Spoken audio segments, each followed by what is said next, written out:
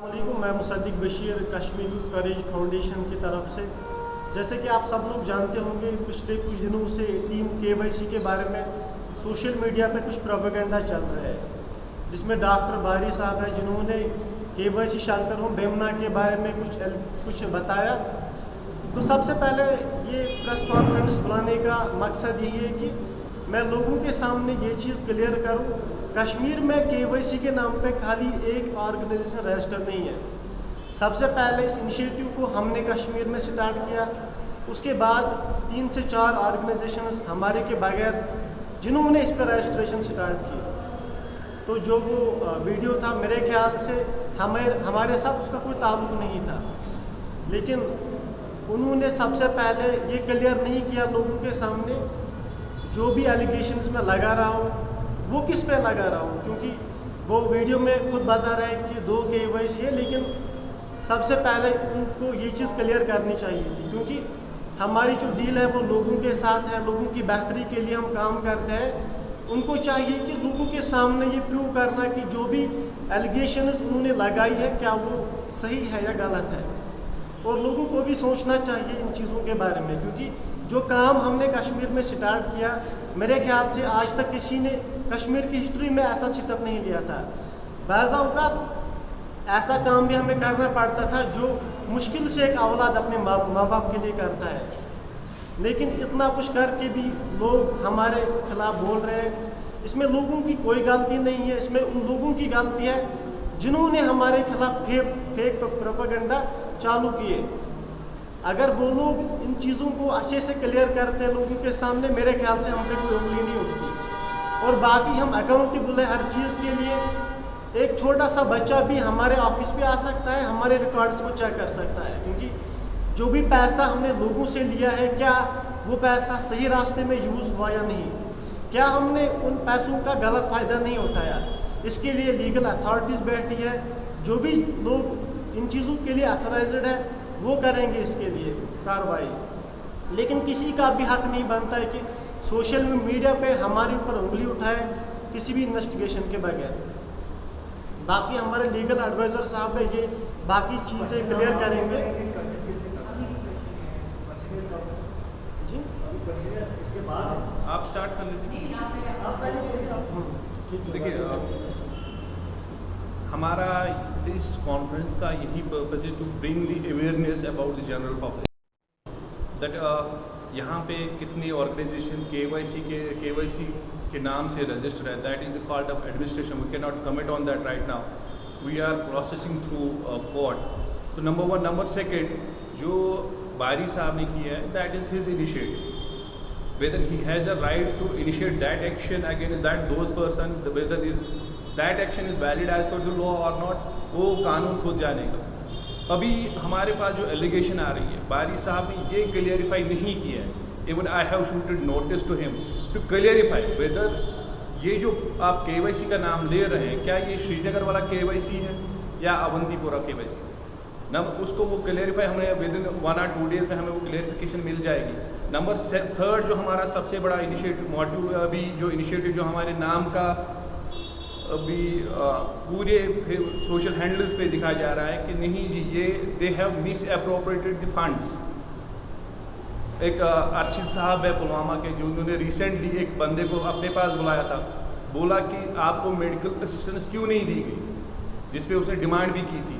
हमारा जो as per laws का ऑब्जेक्ट है, हमें प्रोवाइड शेल्टर करना है, ना कि मेडिकल असिस्टेंस प्रोवाइड करनी है। तो उसके लिए भी हमने we are all set to proceed against him under the court. तो उसमें हमने अप्रोच किया है चीफ जुडिशियल मजिस्ट्रेट को। Then we will with in 1 or 2 days you will get the best results इंशाल्लाह। मीडिया पे ये चीज़ें सामने आई तो उसके बाद दूसरे दिन ही हमने ये एक्शन लेना स्टार्ट किया।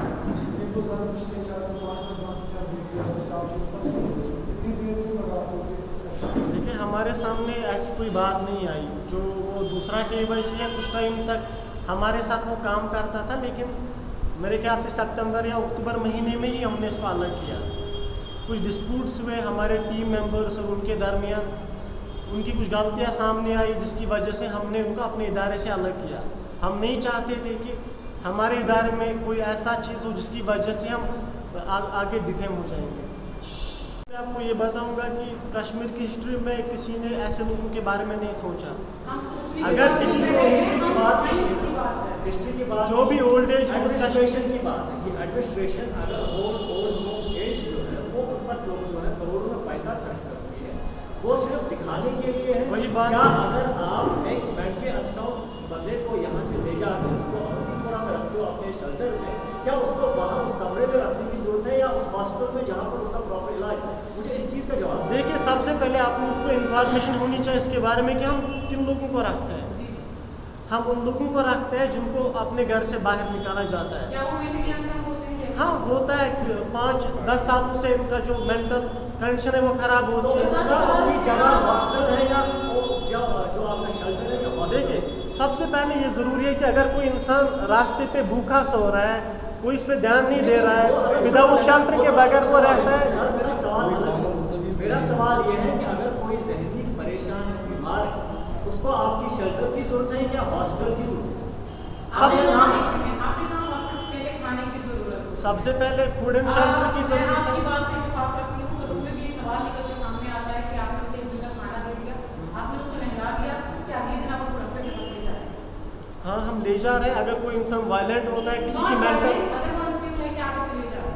हम प्रॉपर मेडिकेशन कर रहे हैं। आप आ सकते हैं हमारे ऑफिस पे, देख सकते हैं कि Are you कितना eligible to ज़्यादा। proper medicate है? बिल्कुल, हम करते हैं, अपने एंड से करते हैं। सबसे पहले बेसिक मेडिकेशन की ज़रूरत होती है इंसान को। टाइम लगता है रिकवर होने में। हम एक ही टाइम पे इतना कुछ नहीं करेंगे, धीरे धीरे हम ये चीज़ें करने की कोशिश करते हैं। काफ़ी कम टाइम में ये शेल्टर होम हमने किया कश्मीर में, और काफ़ी कम टाइम हुआ इसको। मेरे ख्याल से इतने रिजल्ट सामने नहीं होने चाहिए। सर, एक मेरा सवाल आपसे है कि अगर इतने ओल्ड एज होम यहाँ पर सरकार के द्वारा से आप अपने आप को रजिस्टर्ड हो रहे हैं, क्योंकि आपने खुद कहा कि 4-5 लोग ऐसे भी हैं KYC जो मेरे नाम से जो है पैसा हड़पते हैं, ठीक है, तो आप खुद को कहाँ पर रजिस्टर करके रखे हैं और कहाँ पर आपके रजिस्टर? बिल्कुल, जब हमने इस इनिशिएटिव को स्टार्ट किया था उस टाइम हमारे पास कोई रजिस्ट्रेशन नहीं थी। हम उन लोगों की ग्रूमिंग करते थे जो रोड साइड पर पड़े हुए होते थे। बाकी हमारा कोई ऑब्जेक्टिव नहीं था। उनका जो हेल्थ हाइजीन है वो हम मेंटेन करने की कोशिश करते थे, ताकि जो बाकी लोग हैं वो उनकी वजह से इफेक्ट ना हो जाए। लेकिन लोगों की डिमांड पे हमने फिर शेल्टर होम खोला। उसके लिए हमने रजिस्ट्रेशन की है, एक इदारा हमने बनाया, एक ट्रस्ट बनाया। हमें सब रजिस्ट्रार के अंदर रजिस्ट्रेशन है और मिनिस्ट्री ऑफ कॉर्पोरेट अफेयर्स के अंदर है। सबसे पहले हमने एक इदारे को बनाने की कोशिश की, क्योंकि ऐसे इंडिविजुअल लेवल पर हम इतना कुछ नहीं कर सकते थे। इसके लिए फंड्स की ज़रूरत, इसके लिए बाकी चीज़ों की ज़रूरत थी। तो हमने लोगों से रिक्वेस्ट की, लोगों ने ही हमें सपोर्ट किया। जिस मुकाम पर हमें लोगों ने ही यहाँ पे पहुँचाया हमें। और अगर कोई भी कंसर्न होगा किसी का, वो बता सकता है। हर किसी का हक है, अगर किसी ने एक भी रुपया डोनेट किया इसके लिए, उसका भी पूरा हक है। अगर किसी ने बिल्कुल भी नहीं किया, उसका भी हक है। और हमारे जो रिकॉर्ड्स है वो बिल्कुल ट्रांसपेरेंट है, कोई भी जान सकता है हमारे अकाउंट्स के बारे में। अगर कोई हमारे ऑफिस पे आ सकता है या ये काम कर सकते थे एडमिनिस्ट्रेशन के साथ मिलकर आप ये काम कर सकते थे। देखिए, ओल्ड एज होम से एडमिनिस्ट्रेशन ने जो बनाया है उनको वहाँ पर शिफ्ट कर सकते थे। बिल्कुल। मेडिकल फैसिलिटी एक अच्छा सवाल आपने पूछा। बिल्कुल, एक अच्छा सवाल पूछा आपने। जो भी इन्वेटर्स हमारे शेल्टर होम में अभी है, उनमें से आप लोग देखेंगे 90 to 95% जो कि किसी भी ID के बगैर है।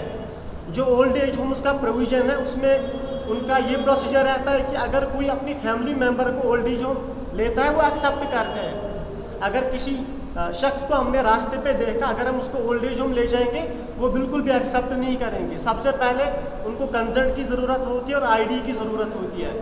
ऐसे लोगों के पास कोई ID नहीं होती है। मेरे ख्याल से जितने भी इन्वेटर्स हमारे पास है उनमें से 90 to 95% ID के बगैर है, जिनका कोई रिकॉर्ड नहीं है। बिल्कुल। तो इसका मतलब कि एडमिनिस्ट्रेशन यहाँ पर फेल है, क्योंकि उनके पास एडमिनिस्ट्रेशन के पास यहाँ पर CID के पास में उनका कोई रिकॉर्ड नहीं है। आपके कहने को वो मतलब देखिए, जो इंसान जिसका दिमागी तवाज़ुन ख़राब होता है उसको, उस बेचारे को पता नहीं होता है मैं किस दुनिया में जी रहा हूँ। जो मेंटल इम्बैलेंस होती है उसमें आपने कहा कि उनके पास रिकॉर्ड नहीं होता है। ID कार्ड एजुकेशन में टाइम लगता है। मैं ID कार्ड की बात कर रहा हूँ। ओके, दूसरा दिखाया है मेरी लास्ट क्वेश्चन। सरकार की तरफ से 21 करोड़ रुपीस का इन्वेस्टमेंट किया गया, जिसमें 7 लाख से ज़्यादा के लिए स्कीम्स बनाई गई। उसमें जो है उनका टेक केयर किया गया when it comes to shelter homes, या हम अगर बात करते हैं ओल्ड एज होम्स की। अब मेरा सवाल आपसे ये है कि माह रमज़ान आया था, हमने आपकी काफ़ी सारी रील्स देखी, उसमें आप लोगों का चेहरा भी दिखा रहे हैं और एक नीचे स्कैनर दे रहे हैं।